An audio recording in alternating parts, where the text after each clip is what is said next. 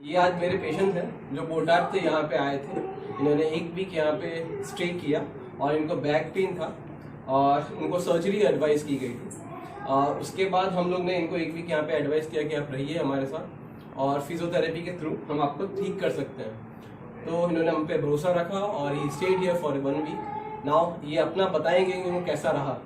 सुरेश भाई, केવું હતું તમને ટ્રીટમેન્ટમાં? હા, હાલી નહોતો શકતો એવું હતું. 5 દી રહ્યો, 6 દી રહ્યો તો સારું રહી ગયું. પછી બોટાદ ગયો તો તોય સારું હતું. પછી પડ્યો પછી એટલે બોટાદમાં ફરી પડી ગયા? બોટાદમાં પછી પડી ગયા હતા. પછી દુખાવો ચાલુ થઈ ગયો હતો. એટલે અત્યારે શું પ્રોબ્લેમ છે? અત્યારે જે દુખતું હતું એ તો દુખતું નથી, જે બીજું છે એ જ દુખે છે. બીજું એકચ્યુઅલી હી ફેલ્ટ ધેર. હા.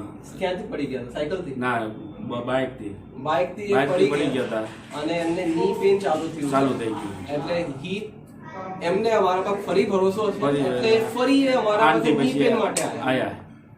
તો તમને પ્રોબ્લેમ કેટલા મહિનાથી હતું? 3 મહિનાથી હતું. પછી અમદાવાદ સાહેબને બતાવ્યો કે ઓપરેશન કરવું પડશે. પછી અહીંયા અમારે સંબંધી અહીંયા કીધું એટલે અહીંયા બતાવ્યું. એટલે અહીંયા તમે 3-4 ડોક્ટર્સને બતાવ્યા હતા? 3-4 ને બતાવ્યા હતા. ઓપરેશન કરવા કીધું. અને એ ચાલવામાં બી તકલીફ હતી. હા. અને અમારા ટેસ્ટ પછી એમના થોડા ગ્લુટ્સ અને હેમસ્ટ્રિંગ મસલ્સ બી વીક પડી ગયા હતા, જેના હિસાબે સાઈડમાંથી પગ લિફ્ટ કરવામાં બી તકલીફ થતું.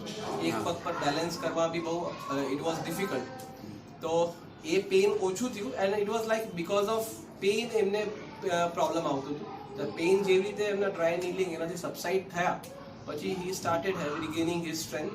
અને 1 વીક પણ he use to come twice year and 2 time આવતા હતા ફિઝિયોથેરાપી. અને ખરેખર ડેડિકેટેડ અને એક્સરસાઇઝ સારી રીતે કરતા હતા. And A at least 2 સિટિંગ્સ per day, એટલે દેટ મીન્સ 12 સિટિંગ્સ અત્યારે લીધા હશે. અને 12 સિટિંગ્સ પછી હી વોઝ બેટર.